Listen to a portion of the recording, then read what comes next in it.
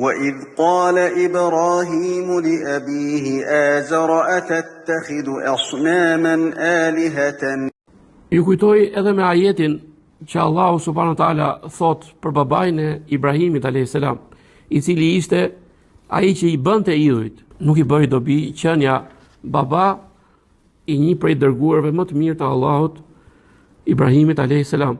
Prandaj që njeriu duhet të radh parë të adhurojë Allahun një të vetëm, të ruhet nga shirku, të mos adhurojë askën tjetër përveç Allahut, sepse nuk I bën dobi prej ardhja.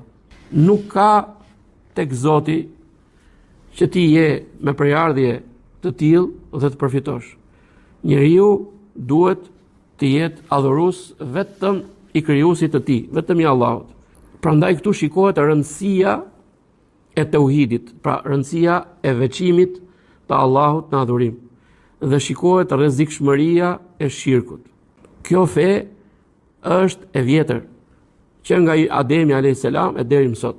Prandaj, të gjithë njerëzit të cilët duan të shpëtojnë në botën tjetër, nuk duhet të bëjnë shirk, duhet të mësojnë të adhurojnë vetëm Allahun subhanallahu teala dhe të mësojnë rrugët që shejtani mund t'i çojë në shirk.